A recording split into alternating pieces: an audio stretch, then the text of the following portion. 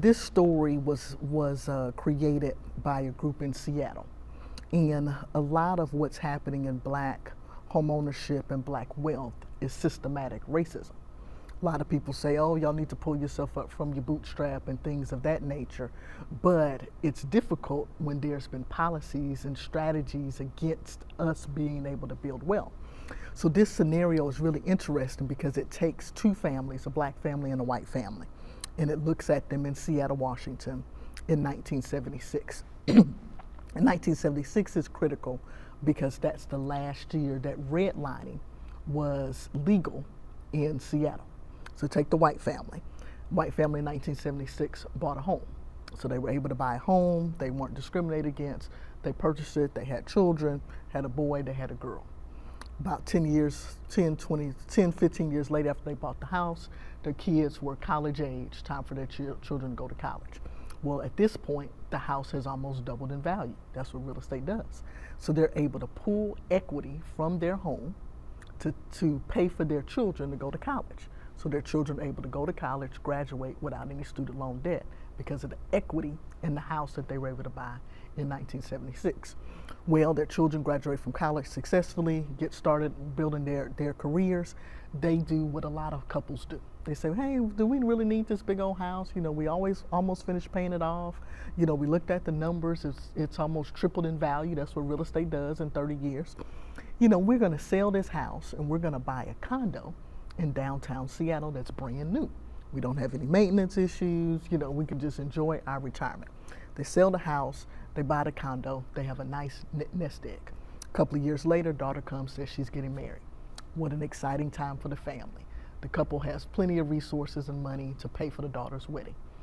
They pay for the daughter's wedding, that couple starts their career and their marriage without any student loan debt or without any wedding debt. Son comes a couple of years later, he's getting married. What's a good wedding gift?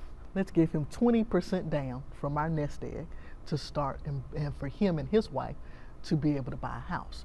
That's the scenario from the white couple in 1976. Let's talk about the Black family. Black family in 1976, redlining is legal. So they are discriminated against and they don't get a loan to be able to purchase a home. That's what redlining did. So redlining eventually went away.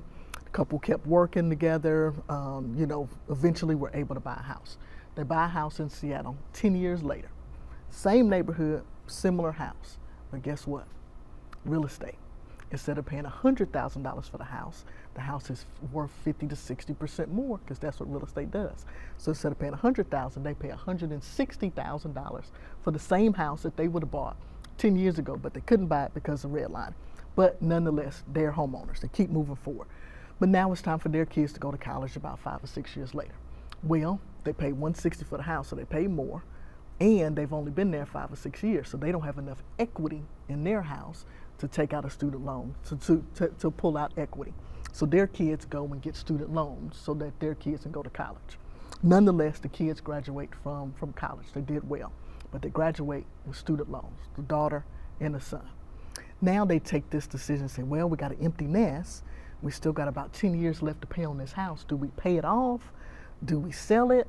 Well, if we sell it, you know, what can we do if we don't have enough to buy something else cash? So they decide that they're going to stay in place and they're going to retire in this house. But now their retirement house has old windows. The roof needs to be replaced. It's not energy efficient.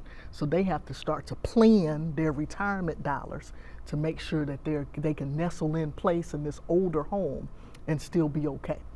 Now their daughter comes and says she's getting married. Now they have wedding expenses for the daughter versus a brand new roof, new windows to make this house energy efficient. So they say, well, baby girl, we can't help you with your wedding, but you know, we're so excited for you, wish you luck. What does she do? She go out, she takes out debt to get married.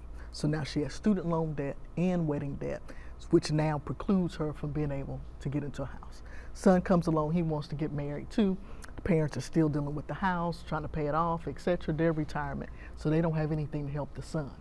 What does this come down to 40 years later from 1976? Yeah. It's $888,000 worth of wealth for the white family and $28,000 worth of wealth for the Black family. Yeah. But it goes all the way back to 1976 in that little house. Yeah.